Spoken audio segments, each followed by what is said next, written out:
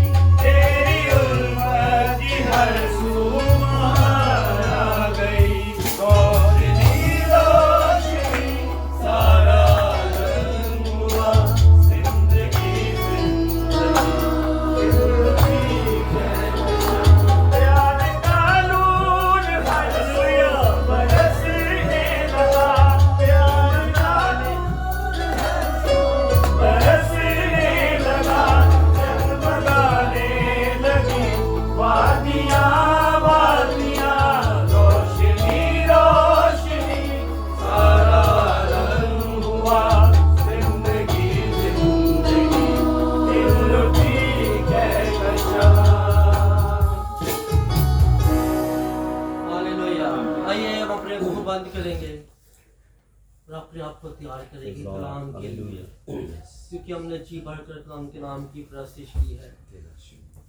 اب ہم خدا کے کلام کی جو باتیں ہیں ان کو سننے والے ہیں۔ خدا کے بندہ کے لیے دعا کریں گے، انجیل مبشر علی صاحب کے ساتھ مل کر دعا کریں گے۔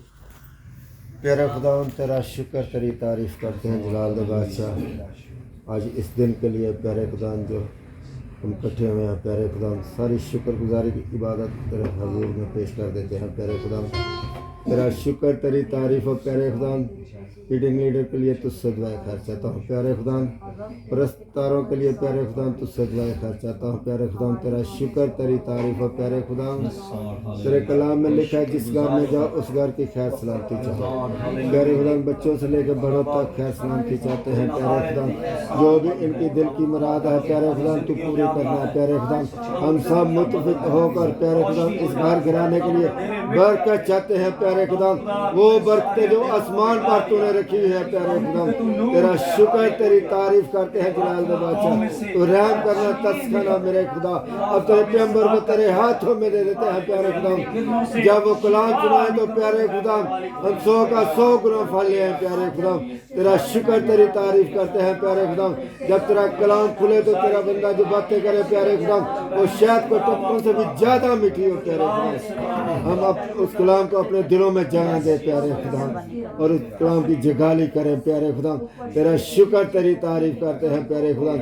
ये सब कुछ तेरे ये सुनाम से मांग लेते हैं बख्श दे। आइए खुदा के जिंदा कलाम के लिए और पास्टर जुल्फकार साहब की जोरदार तारीफ करते हैं।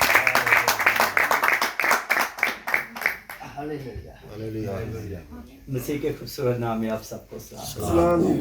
आप सब खुश है? आए खुदा के जलाल के लिए जोरदार।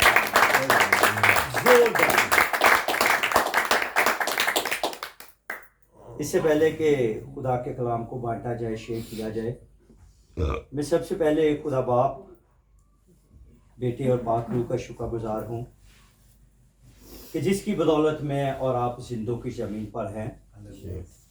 और वो खुदावंद ऐसे ही परिस्तार ढूंढता है जो रूह और सच्चाई से उसकी परस्तिश करते हैं।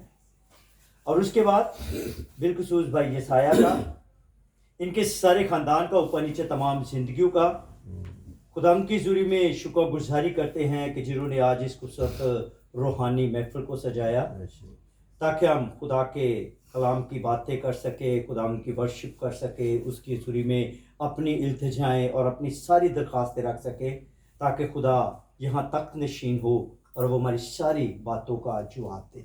और इन सारी बातों का इज्जत जलाल सिर्फ और सिर्फ खुदा के बेटे यीशु मसीह को मिले और वो इसी तरह हमारी ज़िंदगी में अपने जलाल को जाहिर करता रहे। आमीन आमीन आमीन आमीन आमीन आमीन। एक दफ़ा फिर उसके पाक रूह उसके नक्शा के लिए जोरदार करिए। अजीजों, आप जानते हैं कि ये बड़े खास दिन चल रहे हैं, लेकिन खुदा के बनाए हुए सभी दिन खास हैं।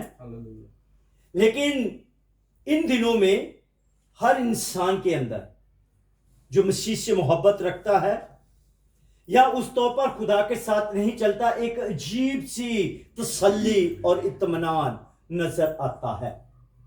हर घर में रोजे की बातें हो रही होती हैं, हर घर में वर्शिप हो रही है, खुदा का कलाम पढ़ा जा रहा है और इसी तरह की शुक्रगुजारियां करवाई जा रही हैं, क्योंकि असल में ये जो सीजन है ये दुखों का नहीं है, ये शुक्रगुजारी का है और ये इबादत के दिन है, ताकि जो खुदावंद ने हमारी जिंदगी में इंसान जब पैदा किया था, बनी नौ इंसान बनाया था और उसने सिर्फ यही मकसद रखा था कि तू क्या सिर्फ वक्त मेरी इबादत करना।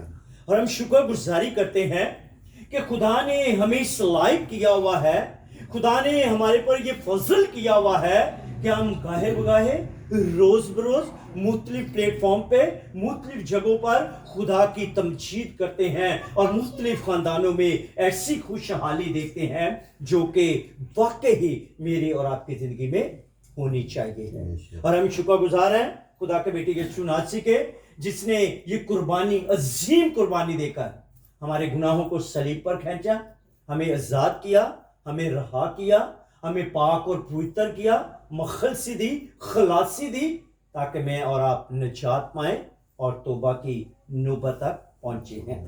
अजीजों, आप मेरे साथ आज इस खूबसूरत शुक्रगुजारी पर खुदा के जिंदा पाक कलाम में से देखिए पौलुस रसूल का खत गलातियों के नाम और उसका 4 बाब اور اس کی 6ویں اور 7ویں آیت کو خدا کے سامنے پڑھیں گے. خدا کے پاک کلام میں یوں مرقوم ہے, اور چونکہ تم بیٹے ہو اس لیے خدا نے اپنے بیٹے کا روح ہمارے دلوں میں بھیجا, جو ابا یعنی اے خدا یعنی اے باپ کہہ کر پکارتا ہے. پس اب تو غلام نہیں بلکہ بیٹا ہے, اور جب بیٹا ہوا تو خدا کے وسیلہ سے وارث بھی ہوا.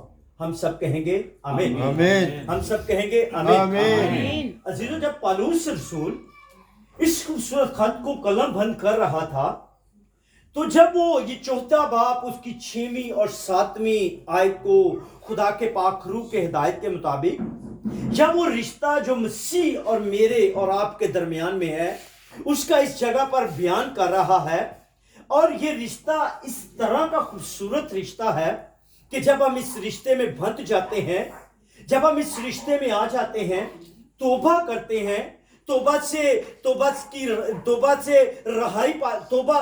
کر کے گناہوں سے رہائی پاتے ہیں, اور ایک اس جگہ پر عجیب سا رشتہ ہمیں جڑتا ہوا نظر آتا ہے.